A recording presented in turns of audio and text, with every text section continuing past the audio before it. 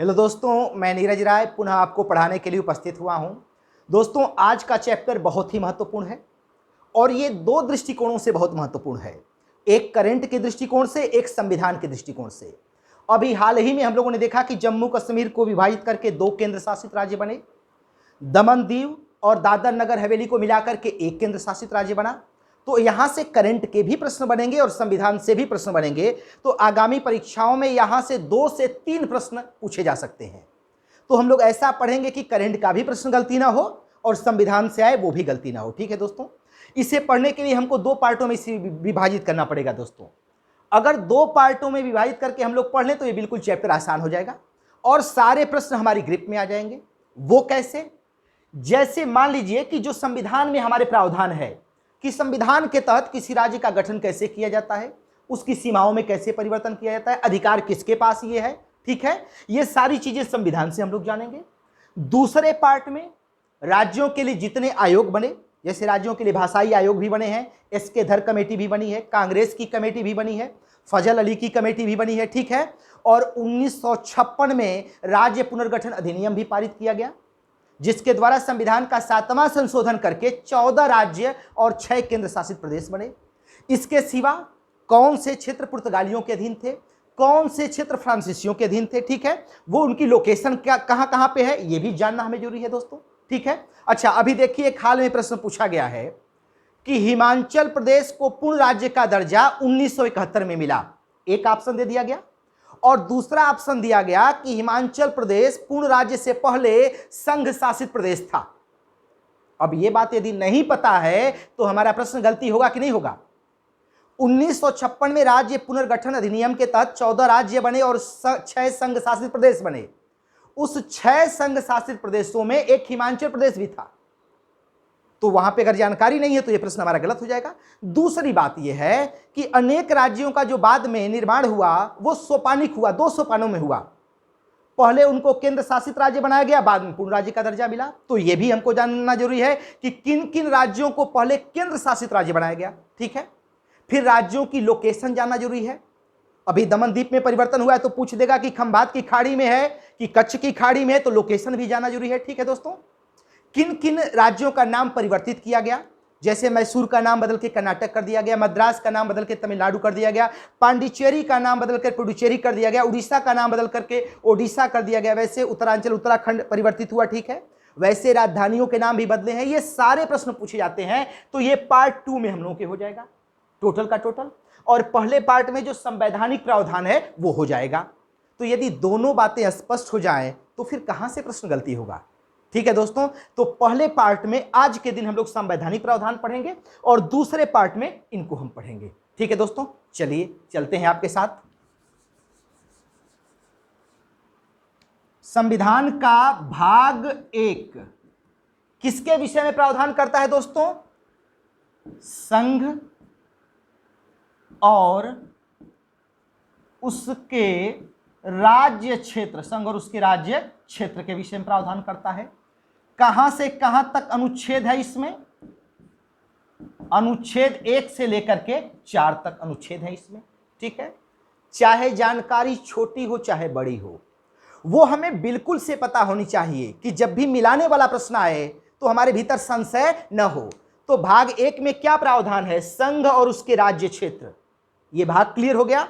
भाग 1 में कितने अनुच्छेद हैं? 4 अनुच्छेद हैं। कहां से कहां तक? 1 से लेकर के 4 तक। ये 2 बातें स्पष्ट हो गई दोस्तों। भाग 1 में क्या है? संघ और उसके राज्य क्षेत्र। ठीक है, अनुच्छेद कहां से कहां तक है? 1 से लेकर के 4 तक। ये बिल्कुल स्पष्ट बात हो गई। ठीक है, और जैसे ही अनुच्छेदों को खोलते हुए चलेंगे पूरा इसका चैप्टर का सिस्टम ही क्या हो जाएगा? आसान हो जाएगा। ठीक, तो पहले अनुच्छेद में क्या प्रावधान किया गया है? नंबर 1, पहले अनुच्छेद में संघ का नाम और उसके राज्य क्षेत्र के विषय में बताया गया है। दोस्तों, पहले अनुच्छेद में क्या बताया गया है? संघ का नाम और उसके राज्य क्षेत्र के विषय में बताया गया है। अगर पूछ दे कि भारत के नाम का वर्णन हमारे संविधान में कहां मिलता है, तो अनुच्छेद 1 में मिलता है।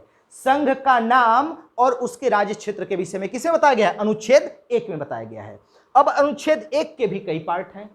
ठीक है, तो सीधे सीधे पहले अनुच्छेद में क्या कहा गया है? संघ का नाम और उसके राज्य क्षेत्र। इतनी बात हो गई। इसके पार्ट 1 में कहा गया, अनुच्छेद 1 के पार्ट 1 में कहा गया है कि भारत यानी इंडिया राज्यों का संघ होगा। संघ राज्य नहीं कहा गया, राज्यों का संघ होगा, यूनियन ऑफ स्टेट कहा गया है।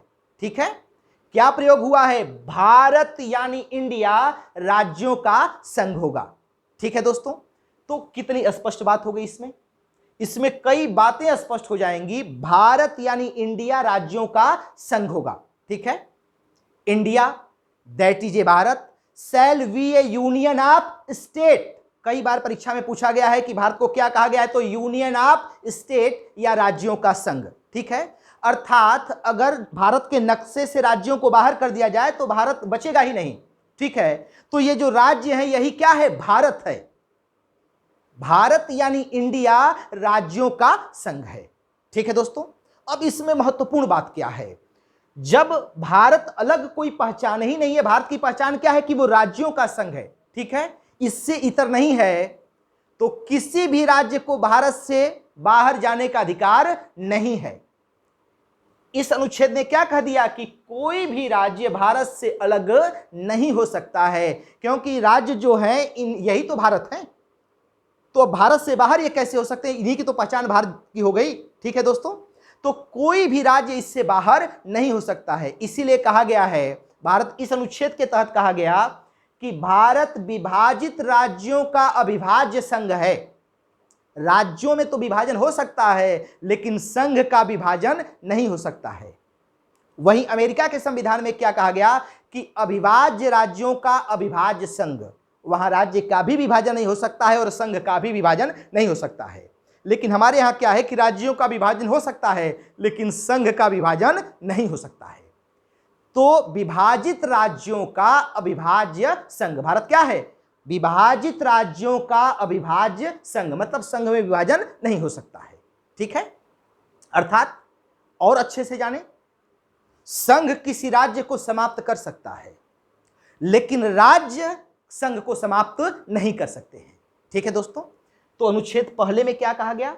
भारत यानी इंडिया राज्यों का संघ है। ठीक है, यूनियन ऑफ स्टेट है। अब इस अनुच्छेद में हमारे देश का कितना नाम मिलता है? 2 नाम मिलता है। कौन कौन सा? भारत और इंडिया। अगर पूछा जाए कि हमारे संविधान में हमारे देश के कितना नाम मिलता है, तो आपका उत्तर होगा 2 नाम मिलता है। कौन कौन सा? इंडिया और भारत। ठीक है दोस्तों, इसके दूसरे पार्ट में कहा गया कि ये जो राज्य हैं, इनके क्षेत्र हैं, इनका वर्णन कहां पर है? पहली अनुसूची में है।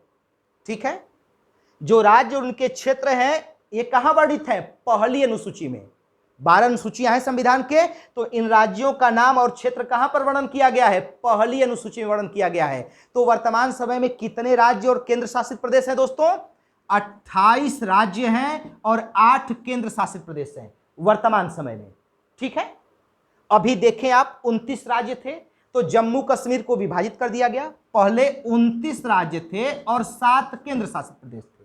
ठीक है, तो जम्मू कश्मीर को विभाजित कर दिया गया, 2 केंद्र शासित राज्य बना दिए गए, तो राज्यों की संख्या घट के कितनी हो गई? 28 हो गई। एक घट जाएगी ना, और ये जो 7 हैं, जब 2 केंद्र शासित राज्य बढ़ जाएंगे तो कितने हो जाएंगे? 9 हो जाएंगे। ठीक है, 28 और 9 हो गए। लेकिन 26 जनवरी 2020 को दमन दीव और दादर नगर हवेली दोनों को मिला दिया गया और मिलाकर के एक संघ शासित प्रदेश बना दिया गया, तो ये 9 से घटकर कितना हो जाएगा? 8 हो जाएगा। तो वर्तमान समय में 28 राज्य और 8 केंद्र शासित प्रदेश हैं। ठीक है, तो ये बात स्पष्ट हो गई कि पहली अनुसूची में इनका क्या रहेगा? नामों समेत और क्षेत्रों समेत वर्णन रहेगा पहली अनुसूची में। ठीक है, अब भारत के जो राज्य क्षेत्र वो होंगे क्या? अब वो क्या राज्य क्षेत्र हैं? तीसरे पार्ट में कहा गया इसी अनुच्छेद के, ठीक है, कि भारत संघ के राज्य क्षेत्र से क्या मतलब है? तो तीसरे पार्ट में कहा गया नंबर 1 राज्यों के क्षेत्र, राज्यों के क्षेत्र, ठीक है, संघ के क्षेत्र, संघ राज्य के क्षेत्र, ठीक है, और दूसरा तीसरा जो पार्ट कहा गया ऐसे क्षेत्र जिसे भारत ने अर्जित किया है।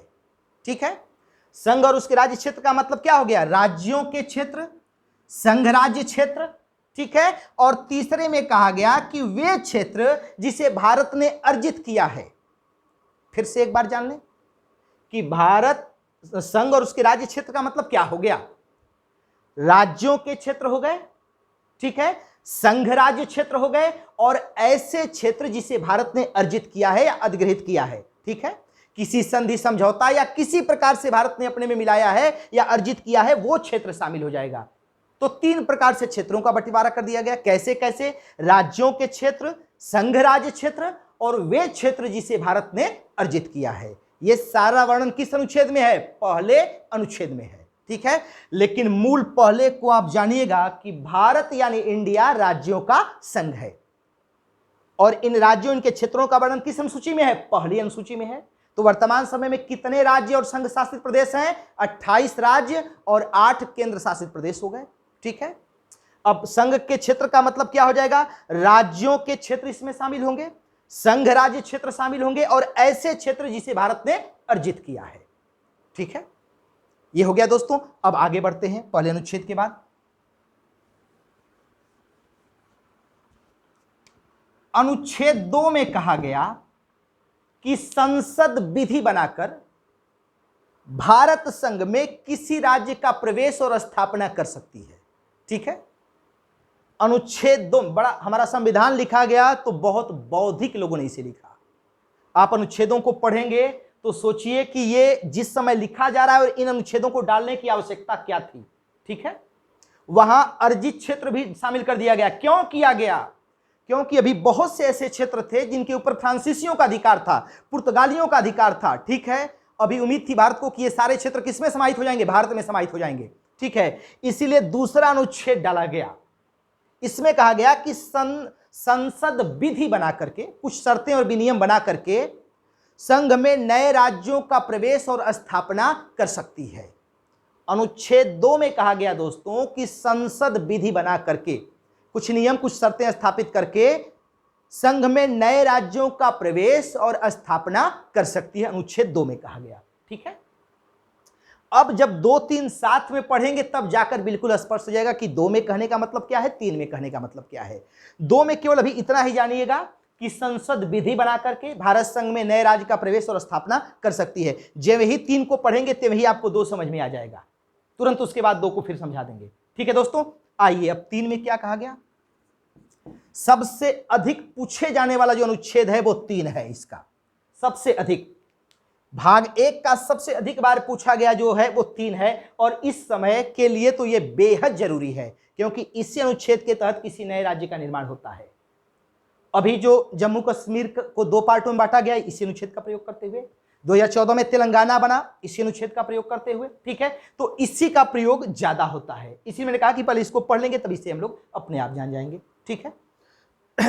अब पहले 3 को देख लेते हैं, फिर इसके बाद आपको 2 को समझाते हैं।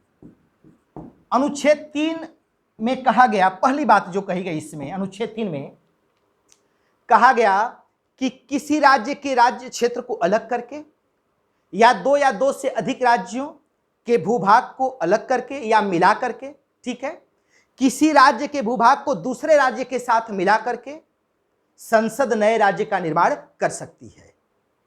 पहली बात क्या कही गई, इससे थोड़ा सा गौर से जानने का प्रयास करिएगा, और बेहद आसान है। जो भाग 1 है ये इतना आसान है संविधान का कि कहे हद नहीं, ठीक है। इसमें कहा गया कि राज्य के किसी क्षेत्र को अलग करके या 2 से अधिक राज्यों के भूभाग को अलग करके या मिला करके, ठीक है, या किसी राज्य के भूभाग को दूसरे राज्य के साथ मिला करके नए राज्य का निर्माण कर सकती है संसद। एक बात हो गई, ठीक है। ख में कहा गया कि किसी राज्य के क्षेत्र को बढ़ा सकती है संसद। ग में कहा गया कि किसी राज्य क्षेत्र को घटा सकती है संसद। घ में कहा गया कि किसी राज्य क्षेत्र के सीमा में परिवर्तन कर सकती है संसद, ठीक है। मतलब किसी राज्य क्षेत्र को घटा सकती है, बढ़ा सकती है, उसके सीमा में परिवर्तन कर सकती है, ठीक है, और उसके नाम में भी परिवर्तन कर सकती है, ठीक है दोस्तों। अब अगर एक लाइन में कह दें इसको, 3 अनुच्छेद 3 के तहत कि संसद किसी राज्य के नाम, सीमा और क्षेत्र में परिवर्तन कर सकती है, एक लाइन में ही हो गया। संसद किसी राज्य के नाम, सीमा, क्षेत्र में परिवर्तन कर सकती है, ये एक लाइन में हो गया। किस अनुच्छेद में कहा गया? 3 अनुच्छेद में कहा गया, ठीक है। लेकिन इसे अगर बांट कर जानना चाहे तो फिर एक बार पहले जान लेते हैं, ठीक है। संसद किसी राज्य के क्षेत्र को अलग करके या दो से अधिक राज्यों के भूभाग को अलग करके उन्हें मिला करके, ठीक है, या किसी राज्य के भूभाग को दूसरे राज्य के साथ मिला करके नए राज्य का निर्माण कर सकती है। एक बात हो गई। किसी राज्य के क्षेत्र को बढ़ा सकती है, किसी राज्य के क्षेत्र को घटा सकती है, किसी राज्य के सीमा में परिवर्तन कर सकती है, किसी राज्य के नाम में परिवर्तन कर सकती है। ठीक है, इतनी बात हो गई। अब ये अनुच्छेद 3 में कहा गया। अब यहां से प्रश्न का स्तर चेंज होगा, थोड़ा सा ध्यान देने का प्रयास करिएगा। ठीक है दोस्तों, अब यहां से जो समझने वाली बात है, और मुझको लगता है कि इसी प्रकार से प्रश्न पूछा भी जाएगा जैसे प्रश्न का स्तर बनता जा रहा है। अब आगे बढ़ने का प्रयास करते हैं। ये जो इतनी बातें कही गई है, इस प्रकार का कोई भी परिवर्तन करने के लिए जब संसद में कोई विधेयक लाया जाएगा तो उस पर पहले राष्ट्रपति की अनुमति आवश्यक है। एक बात हो गई, बिल्कुल स्पष्ट समझ लीजिएगा कि यदि किसी राज्य के नाम, सीमा, क्षेत्र में परिवर्तन करने से संबंधित, ठीक है, या नए निर्माण से संबंधित, मतलब दो राज्यों के भूभाग को अलग करके यदि नया राज्य भी बनाया जा रहा है, ठीक है, या एक राज्य को ही दो राज्यों में बांटा जा रहा है, ठीक है दोस्तों, इस प्रकार का किसी भी प्रकार का परिवर्तन करने से संबंधित कोई विधेयक संसद के यदि किसी सदन में लाया जाता है तो उसे लाने से पहले राष्ट्रपति की अनुमति आवश्यक है। ठीक है, राज्यों के नाम, सीमा, क्षेत्र में परिवर्तन करने से संबंधित यदि कोई विधेयक आएगा, ठीक है, तो उसे राष्ट्रपति की अनुमति पहले आवश्यक है। ठीक है दोस्तों, ये बातें क्लियर हो गई कि कोई भी विधेयक संसद में यदि लाया जा रहा है किसी राज्य के नाम, सीमा, क्षेत्र में परिवर्तन करने के लिए या उस राज्य को विभाजित करके दो राज्य बनाने के लिए, तो इससे पहले राष्ट्रपति की अनुमति आवश्यक है। बिल्कुल स्पष्ट हो गया। चलिए, एक बात, नंबर एक बात कि किसकी अनुमति से आएगा? राष्ट्रपति की अनुमति से आएगा। ठीक है, दूसरी बात इसमें क्या आएगी कि जिस राज्य में इस प्रकार का परिवर्तन किया जा रहा है उसके नाम में, उसके क्षेत्र में, उसके सीमा में घटाया, बढ़ाया या जो भी परिवर्तन किया जा रहा है, ठीक है, तो वो परिवर्तन से संबंधित जो विधेयक राष्ट्रपति के पास भेजा जाएगा, राष्ट्रपति उस राज्य की विधानमंडल को भेजेगा। कहां भेजेगा? उस राज्य की विधानमंडल को। ठीक है, और कहेगा कि एक निश्चित अवधि के भीतर अपनी राय मुझे प्रेषित करें। ठीक है, जो इन राज्यों में परिवर्तन, जिन राज्य में परिवर्तन होगा इस प्रकार का, तो राष्ट्रपति की पूर्व अनुमति के लिए विधेयक जाएगा और राष्ट्रपति क्या करेगा कि उस विधेयक को, जो प्रावधान है, वो किसको प्रेषित करेगा? उस राज्य विधानमंडल को जहां पर यह परिवर्तन संसद करने जा रही है। ठीक है, और राज्य विधानमंडल को निर्देश होगा कि एक निश्चित अवधि के भीतर आप इस पर अपना विचार प्रकट करें। ठीक है, तो दूसरी बात, राष्ट्रपति की पूर्व अनुमति के पास भेजा जाएगा, तो राष्ट्रपति कहां पर भेजता है? उस राज्य की विधानमंडल के पास जिस राज्य में इस प्रकार का परिवर्तन किया जाना होता है। ठीक है, अब तीसरी बात यहां समझने का प्रयास करिएगा। थर्ड, यदि राज्य का विधानमंडल उससे सहमत हो चाहे असहमत हो, ठीक है, इसका कोई भी फर्क राष्ट्रपति और संसद पर नहीं पड़ेगा। राज्य विधानमंडल उस विधेयक को यदि मानने से इनकार कर दे तो भी कोई फर्क नहीं पड़ेगा, स्वीकार करे तभी कोई फर्क नहीं पड़ेगा। ठीक है, ये जान लीजिएगा कि अगर वो अपना विचार व्यक्त करता है, सहमत है तब भी ठीक है, सहमत है तब भी, राष्ट्रपति और संसद का इस पर कोई प्रभाव नहीं पड़ेगा। इसके बावजूद यदि वो असहमति प्रकट कर दे तब भी राज्य के नाम, सीमा, क्षेत्र में परिवर्तन करने का अधिकार संसद के पास है। यह बड़ी बात है, ये तीनों बातों को जान लीजिएगा। तो इससे क्या हमारे सामने निकल करके आया? पहली बात यह निकल करके आई कि किसी राज्य के निर्माण का अधिकार किसके पास है? संसद के पास है। क्लियर? किसी राज्य के नाम, सीमा, क्षेत्र में परिवर्तन करने का अधिकार किसके हाथ में है? संसद के पास है। राष्ट्रपति नहीं, किसके पास है? संसद के पास है। ठीक है, ये सारे अधिकार किसके पास है? संसद के पास है। कहां कौन परिवर्तन कर सकता है? संसद कर सकती है। ठीक है, लेकिन इस प्रकार के विधेयक लाने से पहले संसद में किसकी अनुमति आवश्यक है? तो उत्तर हो जाएगा राष्ट्रपति की अनुमति। अब राष्ट्रपति उस प्रस्ताव को किसके पास भेजता है? उस राज्य के पास जिसमें इस प्रकार का परिवर्तन होना रहता है। वो चाहे सहमत हो चाहे सहमत न हो, फिर भी संसद को अधिकार है कि उस राज्य के नाम, सीमा, क्षेत्र में परिवर्तन कर सकती है। अब यहां पे एक प्रश्न पूछा गया है दोस्तों कि किस अनुच्छेद में हमारा संविधान संघात्मक से एकात्मक हो जाता है? और 4 अनुच्छेद दिए गए हैं जिसमें अनुच्छेद 3 भी दिया गया है। पूछा गया है कि किस अनुच्छेद के तहत हमारा संविधान संघात्मक से एकात्मक हो जाता है। ठीक है, अब यहां राज्य का कोई मतलब नहीं रहा, सारी शक्ति किसमें चली गई? केंद्र में चली गई। राज्य सहमत हो चाहे सहमत न हो, संसद को अधिकार है कि उसके राज्य के नाम, सीमा, क्षेत्र में परिवर्तन कर सकती है। तो शक्ति क्या होगी? एकात्मक होगी। किसके पास चली गई? केंद्र में चली गई। तो अनुच्छेद 3 के तहत क्या होता है? संघात्मक से एकात्मक। कई जगह यह है, 249 है, ठीक है। आपातकाल के समय संघात्मक से एकात्मक हो जाता है, लेकिन वो प्रश्न के ऊपर है कि प्रश्न क्या पूछा गया है। तो चूंकि हम लोग इस चैप्टर को पढ़ें, भाग 1 को पढ़ें, तो भाग 1 का ये सवाल पूछा गया अनुच्छेद 3 को देकर के, ठीक है, कि पूछा गया है कि किस अनुच्छेद में, निम्नलिखित अनुच्छेदों में संसद संघात्मक से एकात्मक हो जाती है। ठीक है, भारत की जो राज्य व्यवस्था है वो संघात्मक से एकात्मक हो जाती है। तो अनुच्छेद 3 के तहत, क्योंकि यहां पर राज्य का कोई मतलब नहीं रह जाता है, चाहे वो सहमत हो चाहे सहमत न हो। अभी हम बता देंगे पूरा कि संघात्मक एकात्मक क्या होता है। एक लाइन पहले जान लीजिएगा कि संघात्मक का मतलब होता है कि राज्य और संघ के बीच शक्तियों का स्पष्ट विभाजन। एक परिभाषा छोटी सी, आगे इस पे हम चर्चा कर लेंगे थोड़ा सा, ठीक है। तो अनुच्छेद 3 हमारी समझ में आ गया दोस्तों, कि किसी राज्य के क्षेत्र को अलग करके या दो से अधिक राज्यों के भूभाग को मिला करके या किसी राज्य के भूभाग को दूसरे राज्य के साथ मिला करके नए राज्य का निर्माण किया जा सकता है। किसी राज्य के क्षेत्र को बढ़ाया जा सकता है, घटाया जा सकता है, सीमाओं में परिवर्तन किया जा सकता है, उसके नाम में परिवर्तन किया जा सकता है। ये सारे अधिकार किसके हाथ में है? संसद के हाथ में है, ठीक है। लेकिन संसद में इस प्रकार के परिवर्तन करने का विधेयक लाने से पहले किसकी अनुमति आवश्यक है? राष्ट्रपति की। अब राष्ट्रपति के पास जब वो विधेयक जाएगा तो राष्ट्रपति उस राज्य को निर्देशित करेगा कि एक निश्चित समय के भीतर अपनी राय दो। राज्य सहमत हो चाहे न सहमत हो, इससे राष्ट्रपति या संसद के ऊपर कोई प्रभाव नहीं पड़ेगा, और ये अधिकार है संसद को कि इसके बाद भी उस राज्य के नाम, सीमा, क्षेत्र में परिवर्तन कर सकती है। ठीक है दोस्तों, ये अनुच्छेद 3 हो गया। अब 2 पे आते हैं। 2 में कहा गया था दोस्तों, अब इसको समझिए, 2 में कहा गया था कि भारत संघ में नए राज्य का प्रवेश और स्थापना। आप 3 को समझ लिए आप, कि जिन राज्यों का अस्तित्व है, जैसे अभी तक 36 राज्य और संघ शासित राज्य मिलाकर कितने थे? 36 थे। उन 36 में एक परिवर्तन किया गया, 29 राज्यों में से एक राज्य को 2 संघ शासित राज्यों में बदला गया, ठीक है। और 7 केंद्र शासित प्रदेशों में से 2 को जोड़ करके 1 बनाया गया। यह परिवर्तन किया गया, फिर भी संख्या वही रह गई, लेकिन परिवर्तन किया गया। तो किसके तहत किया गया? 3 के तहत। लेकिन मान लीजिए कि नए राज्य का प्रवेश हो रहा है, जिनका अस्तित्व नहीं है, अगर उसका प्रवेश हो रहा है और उसकी स्थापना करना है तो किसके तहत होगा? अनुच्छेद 2 के तहत होगा। जैसे आगे आपको जब पढ़ाएंगे, टोटल दूसरा पार्ट तो समझ में आएगा।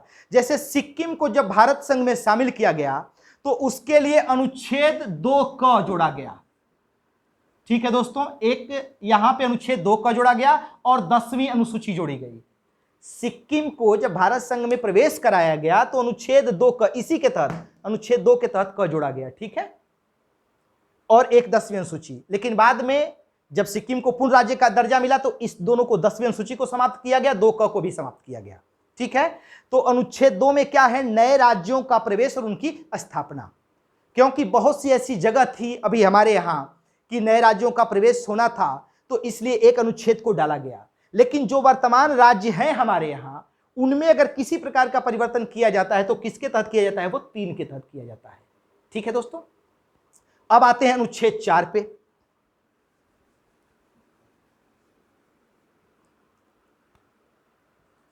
अनुच्छेद 4 क्या कहता है?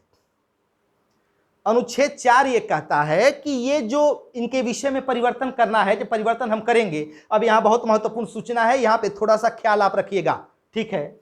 अनुच्छेद कह रहा है कि इसमें परिवर्तन जो आप कर रहे हैं, इसके लिए पहली और चौथी अनुसूची में जो संशोधन अनिवार्य है वो संशोधन होंगे। किसमें? पहली और चौथी अनुसूची में। अच्छा, यह प्रश्न भी पूछा गया है कि अनुच्छेद 3 के तहत जब किसी राज्य का या 2 के तहत कोई प्रावधान किया जाता है तो कौन सी अनुसूची को संशोधित करना अनिवार्य होता है? ठीक है, तो पहली अनुसूची को तो संशोधित करना अनिवार्य हो ही जाएगा। क्यों? क्योंकि इसमें राज्यों के नाम और उनके क्षेत्र दिए गए हैं। पहली अनुसूची में क्या दिया गया है? राज्यों का नाम, उनके क्षेत्र। और जब आप परिवर्तन करेंगे तो पहली अनुसूची को संशोधन करना आवश्यक हो जाएगा, ठीक है। चौथी अनुसूची में क्या दिया गया है कि राज्यसभा में राज्यों का प्रतिनिधित्व।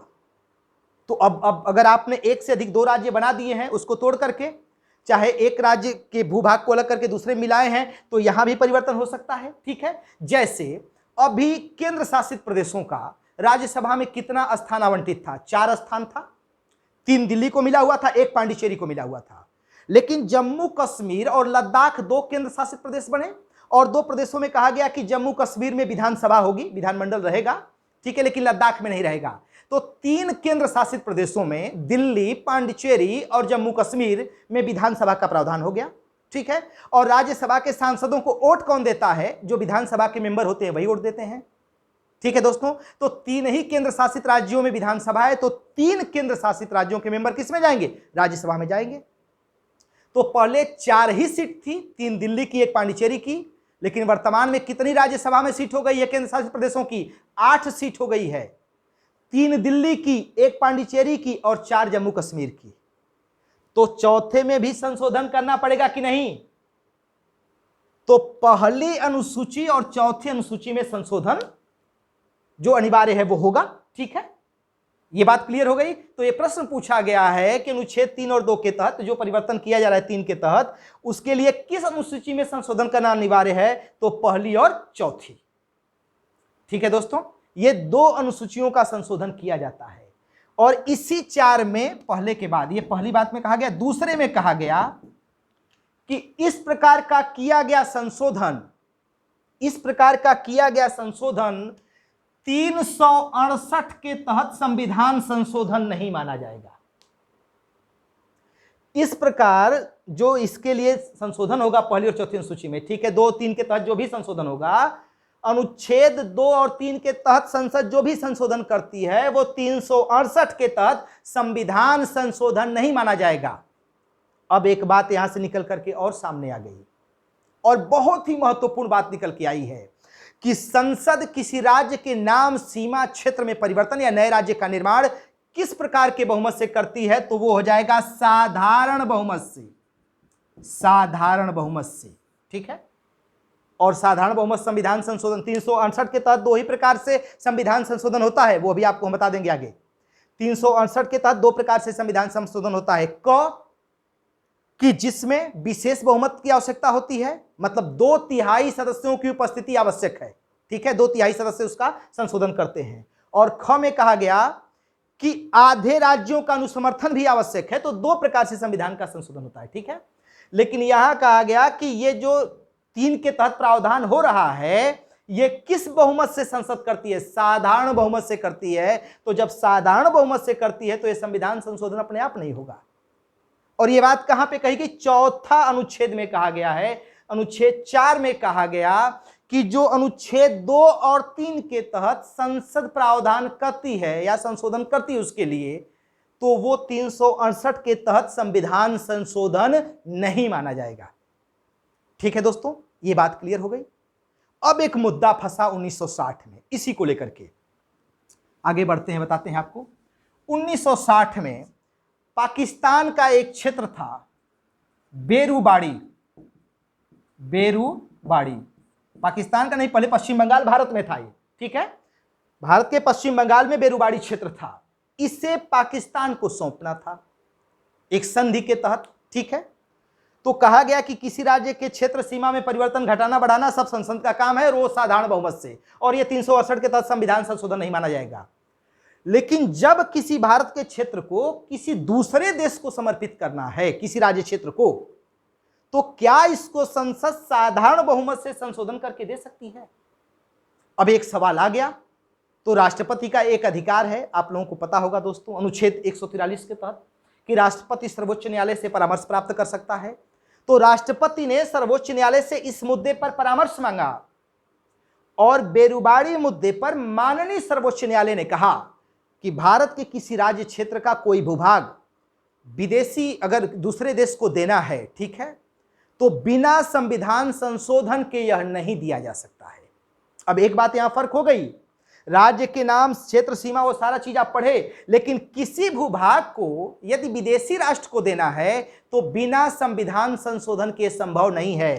तो 9वां संविधान संशोधन किया गया। ठीक है, 9वां संविधान संशोधन करके 1960 में बेरुबाड़ी क्षेत्र को क्या किया गया, पाकिस्तान को सौंपा गया 1960 में। ठीक है, तो इसके लिए क्या करना पड़ेगा, संविधान संशोधन करना पड़ेगा। अभी हाल में आप लोगों ने पढ़ा होगा कि संविधान का जो 100वां संशोधन हुआ है उसमें बांग्लादेश और भारत के बीच भूमि का आदान प्रदान हुआ है। चौथा संशोधन हुआ है, 100वां संशोधन। तो इसके लिए संविधान का संशोधन करना अनिवार्य है। ठीक है दोस्तों, इसके लिए संविधान का संशोधन करना अनिवार्य है। बात समझ में आई? तो ये बातें हमारे ख्याल में रहेंगी।